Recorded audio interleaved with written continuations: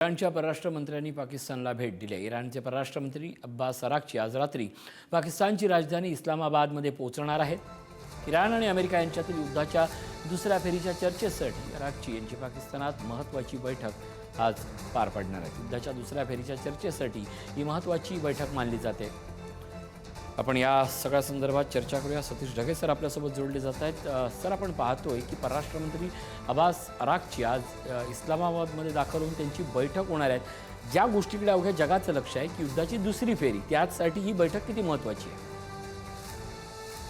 आपल्याला जसं माहिती आहे की काही तास अगोदर अब्बास अराक्ची हे पाकिस्तानचे फॉरेन मिनिस्टर त्याचबरोबर असीम मुनीर यांच्याशी फोनवर बोलले होते आणि त्याच्यानंतरचा आता पुढचा टप्पा म्हणजे पाकिस्तानमध्ये इस्लामाबादमध्ये ते जातील अशा प्रकारच्या बातम्या आपल्याकडे येत आहेत।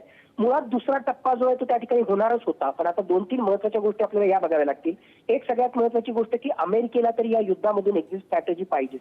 दुसऱ्या बाजूला इराणचं सुद्धा ज्या प्रकारे आर्थिकदृष्ट्या नुकसान झालेलं आहे, तर या चर्चेच्या माध्यमातूनच त्यांच्यावरचे आर्थिक निर्बंध सैल करणं, त्याचबरोबर आर्थिकदृष्ट्या आपल्या पदरामध्ये बरंच काही पाडून घेणं हे इराणला शक्य आहे, हे त्याला त्या ठिकाणी माहित आहे। हा दुसरा मुद्दा। आणि तिसरी गोष्ट, आता चर्चेच्या माध्यमातूनच सगळ्याच्या सगळ्या जरी परमनंट सीज फायर यातून निघणार नसला तरी काही मुद्द्यांच्या आधारावर जी सहमती झालेली आहे त्याच्या पुढे जाऊन काही आपल्या पारड्यामध्ये आपल्याला पाडता येतं का, हे इराण त्या ठिकाणी बघेल। आणि मुळातच या युद्धाचा शेवट म्हणा किंवा एक प्रकारे स्वल्पविराम हा याच अनुषंगाने येईल की दोन्ही पार्टीज आम्हीच जिंकलो या प्रकारे प्रोजेक्ट करण्यामध्ये त्यांच्या देशाच्या नागरिकांसमोर जर यशस्वी झाले तरच ही एक प्रकारे जे आहे मी म्हणेल की या युद्धाचा संघर्ष काही अंशी जो आहे त्या ठिकाणी डायल्यूट होताना आपल्याला दिसेल। आणि त्या अनुषंगानं ही दुसरी फेरी ही नक्कीच महत्त्वाची आहे। आपल्याला माहिती आहे की पहिल्या फेरीच्या अंतर्गत काही महत्त्वाच्या मुद्द्यांवर पार्शली अंशतः सहमती झाली होती आणि काही असहमती आहे। तर आता या असहमतीच्या अनुषंगानं काय होतं हे पाहणं अत्यंत महत्त्वाचं आहे।